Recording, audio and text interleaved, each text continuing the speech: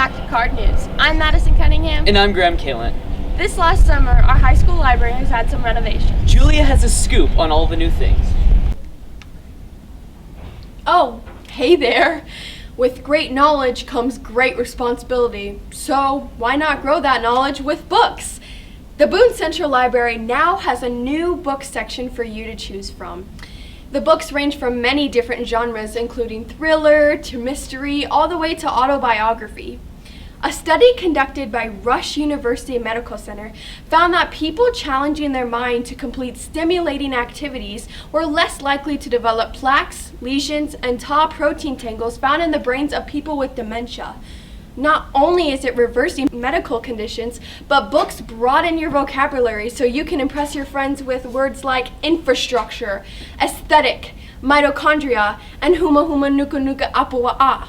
The checking out process is super simple and easy to do.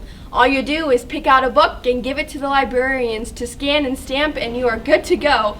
But remember, not to turn in your book late, otherwise you might have to pay a fee. Thanks, Julia. Now to Jake, the story about the unsung heroes of our school, our custodians. Hi, I'm Jake, and I decided to interview a couple of janitors to talk to them about different things they've had to do due to COVID-19. There was a lot more disinfecting. All right, obviously if you look underneath there, there's a lot of supplies the teachers get throughout today. A lot of instructions from people above us telling us what we need to do. What else you think, Mary?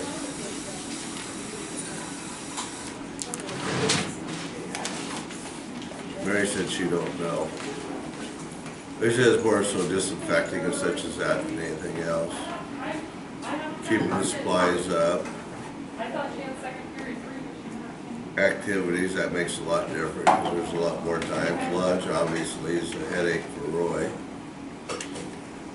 That's about the deal. You think we've helped any? Yeah, I think so.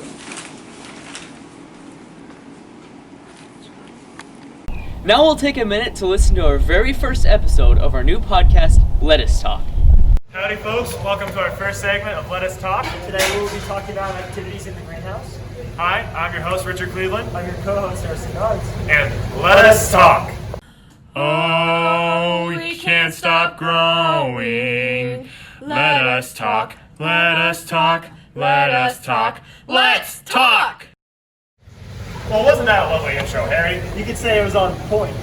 Which brings us to our next segment, Poinsettias. Now that we're over here at the poinsettias, Harry, you may see that there's a lot on the table, quite a few more underneath. And well, you see, the reasoning behind this is because in the next couple of weeks, we'll be starting the 14-hour darkness cycle, which will basically be a process that we use to get the bright colors of the poinsettias to come out. And segueing off of that, you know, the bright reds, pinks, and whites you see on the plant actually aren't the flowers. They're not? It's not. It's actually the leaf. It's a specialized leaf known as the graft. Now that we've gotten to the point with the poinsettias, Harry, let's segue to our fishy friends over there at the aquaponics. Now that we're over here on our aquaponics, let's talk about it. We have a lovely raft system, which means we have these two rafts where the plants will be going. Richard, where are the plants? Speaking of plants, we currently don't have them in there due to the low level of nitrogen which we need to build up so the plants have plenty of nutrients to dissolve. Unfortunately, we're at the low levels due to a 50% loss of our fish, but no worries, we're still in the green.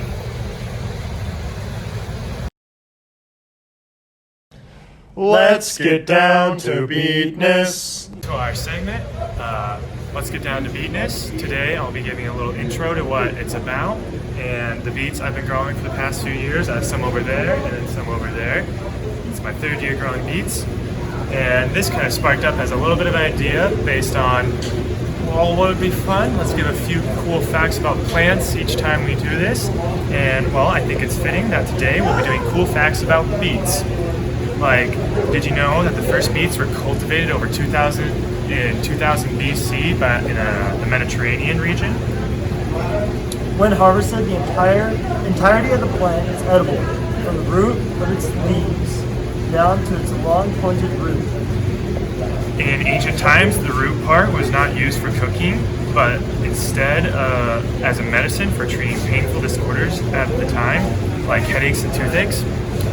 Today, beets are consumed as sugar, leafy greens, as root vegetables, or for animal food. The biggest beet in the world, grown by a Dutchman, it weighed in at over 156 pounds, bigger than Harry here.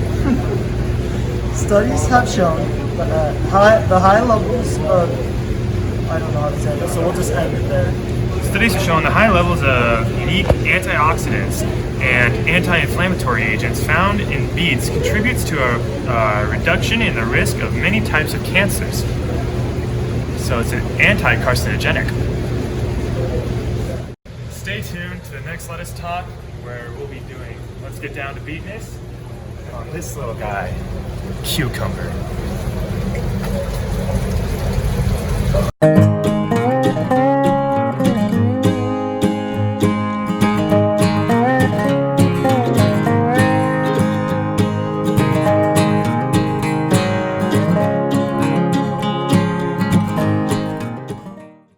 Now to the boys, who have all the info on the clubs and activities. There is an amazing race event for Halloween. The winners got a candy prize. FBLA volunteered their time serving as crossing guards at the Albion Chamber of Commerce Children's Halloween Parade. Culture Club is a club where we get together and learn about other cultures. Events are super limited this year because of COVID, but traditionally we would go to cultural events around Nebraska. Meetings are held periodically and in Ms. Bonshaw's classroom. We had cookie decorating on October 26th. We also plan on tie-dyeing our shirts when they come in. Boone Central Book Club is open for any 9th through 12th grade student that wants to join. Meetings find us talking about favorite characters, giving options, or different views on the readings, and if applicable, discuss the old argument of the book versus movie. We as readers agree that reading is the easiest way to escape, travel, and experience different worlds and cultures. The National Honor Society has been involved in a number of individual service projects. Some examples include scooping snow for neighbors, assisting with check-in before school, painting at Rose Hill Cemetery. And Mr. Tim Stopak speak about his experiences serving in Desert Storm. On Saturday, October 17th, we had our murder mystery for October. Groups found themselves trying to figure out who the murderer was in an Italian restaurant in Little Italy, New York. And that's all for clubs. Thanks, guys. Last but not least, we'll head over to Waylon and Ashlyn, who have the latest on sports.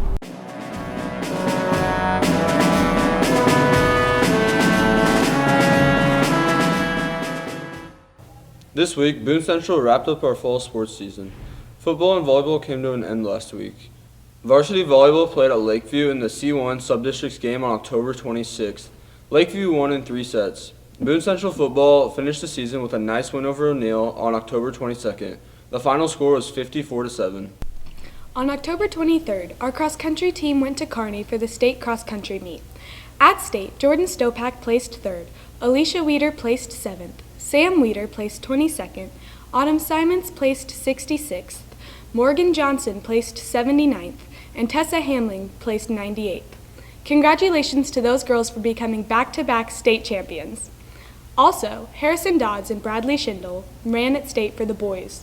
Harrison placed 71st and Bradley placed 26th out of 119 runners. Congratulations to the cross-country team and their outstanding season. Thank you for tuning in to the latest episode of KARD News. Don't forget to join us next time.